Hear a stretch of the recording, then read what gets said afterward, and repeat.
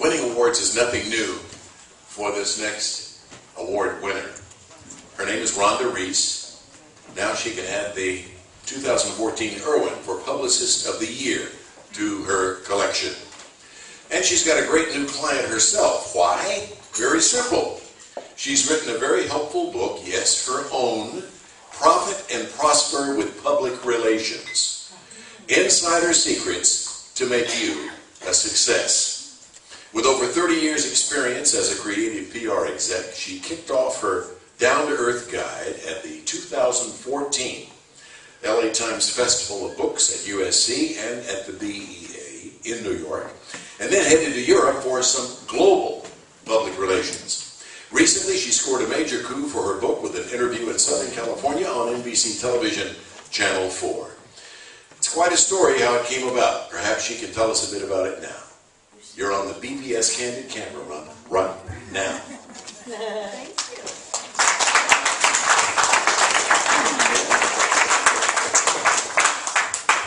Okay. Well, as Wink just said, I've been in the business for quite a long time now.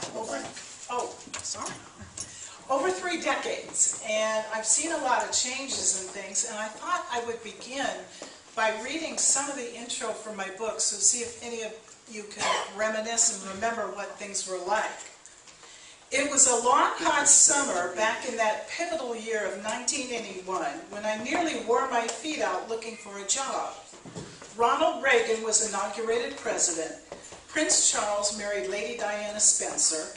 MTV made its debut. Sandra Day O'Connor was the first woman appointed to the U.S. Supreme Court, and every office came equipped with a typewriter and liquid whiteout.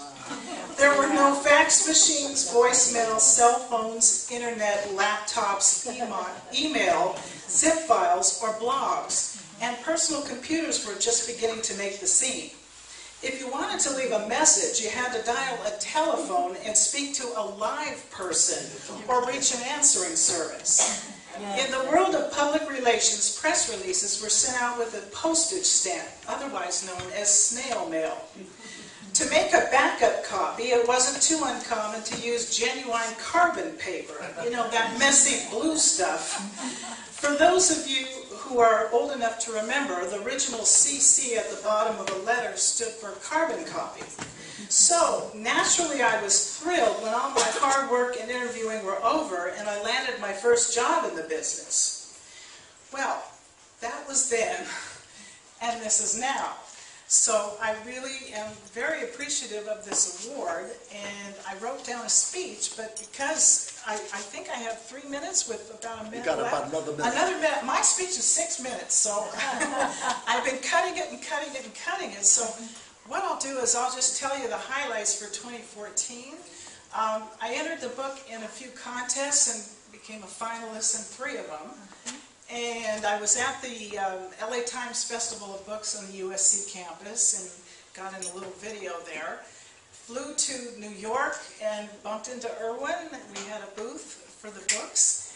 And the most important thing that actually happened in 2014 is when I got back, I ran an extensive Google search on my book just to kind of see what was going on out there. And what happened was, to my shock and surprise and horror, my book, with a lot of other books, was being offered as a free download without my knowledge or permission. One website offered my 600 copies of my book, and another one 1,500 copies of my book, and never heard of these people. So that's when I decided to sort of put the PR skills to the test and pitch this to the media. So as they said a little bit earlier, NBC4 came over to my house for about an hour and gave a feature, and it kind of got this problem out in the, shed some light on it. So what happened is it ran on the station's website, and it got picked up by Google News and Twitter and different things, and it ended up going all over the world. And many different countries ran the story. It was over 50 features showed up in the US as well as in Mexico, Canada, the UK, Vietnam, China, India, and Germany.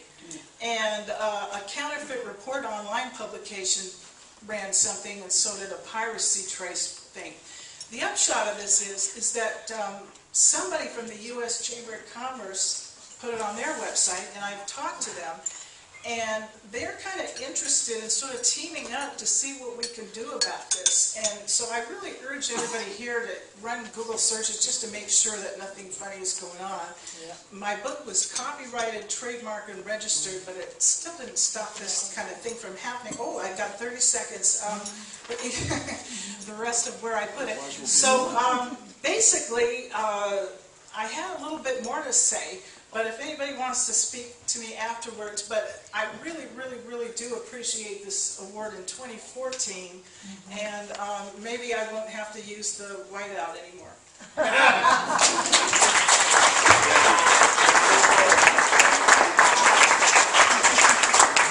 Thank you so much.